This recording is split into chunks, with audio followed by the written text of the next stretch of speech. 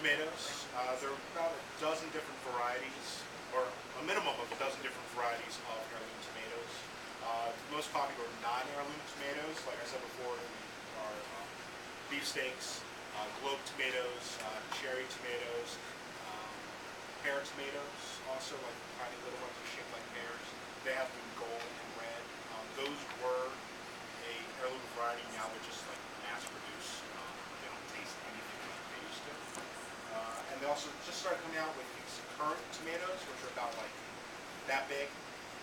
You know, pretty neat. Just toss them in your salad. You're gonna have a nice, like really. If they're the heirloom variety, they're very sweet, citrusy even. They're quite good.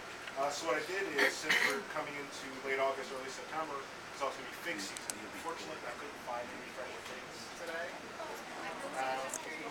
Yeah, well, they usually have them at the market over off of Route 40. They usually always have them. But unfortunately, I was away this weekend, so I couldn't go get them. But we are going to be using dried figs. The easiest way to use these, take them and you steep them in hot water. Or you can steep them in some port or Chardonnay or Riesling or whatever other, like you can use like Ramonier. Just warm it up a little bit, throw your figs in there, and just cover it, let them steam, and they come out about twice the size, nice and, you know, pliable. Or I don't want to say mushy because it's not really like fall apart mushy, and that's kind of something not good to say. But they're also really super sweet. And I mean, I like to use them. I also sometimes stuff them with like blue cheese or goat cheese. But yeah, so we're going to be using the dried figs today. The tomatoes that I'm going to be using are yellow tomatoes, and I found some of the brandy wines that I already cut up for you. Yeah. Where did you get that? Well, there are a lot of local produce stands you can go to that grow their own. Farmer Tom's up in Reisterstown, the produce stand over in Stevenson Village, also honestly on the side of the road. They have the farmers market underneath 83. They have the farmers market up in Reisterstown on Sundays. Just a ton. There are tomato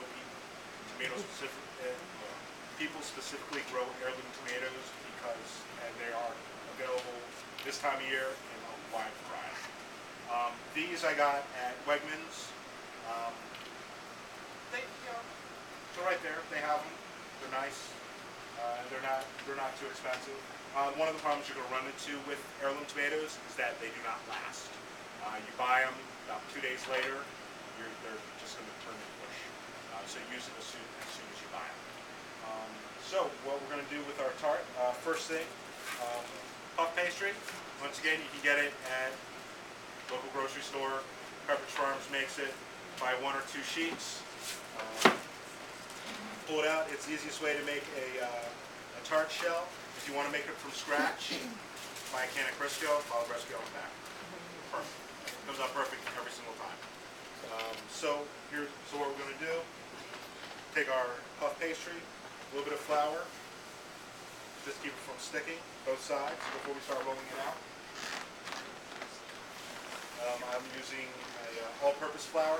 You can use bread flour, you can use cake flour, but all-purpose is the trick. So we're going to roll it out to about double its size, just enough to overlap our whole tart tray. Now, I heard one of the guys who is working for me today, like, what's the difference between a tart and a pie? Anybody know the difference between a tart and a pie? What's the difference between a tart and a pie? Yeah. Well, a pie has a top. Well, a tart can have a top too. Honestly, what it is, it's the pan. It's the pan. That's it. It's just the shape of the pan. I mean, you basically, you use the exact same.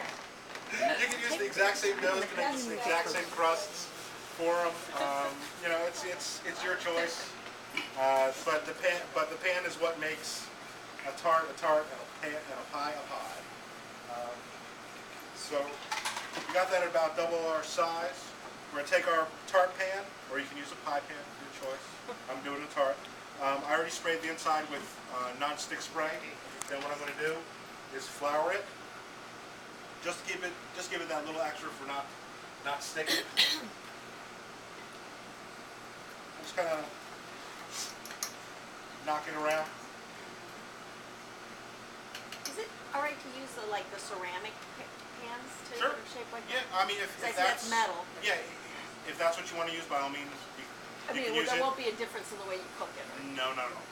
Not, or there shouldn't be. The metal pans, I want to say they're faster, Oh. just because it's thinner. But honestly, ceramic transfers heat better. I don't know. Don't you have a removable bottom in that? Yep, you have a removable Right, bottom. okay. Makes it easier, pull out. Most of the ceramic ones. Most of the ceramic ones do not. Oh, Most ceramic cute. ones do not. So, if you notice, what I did is I folded my puff pastry into 4. Put the point in the center of my pan.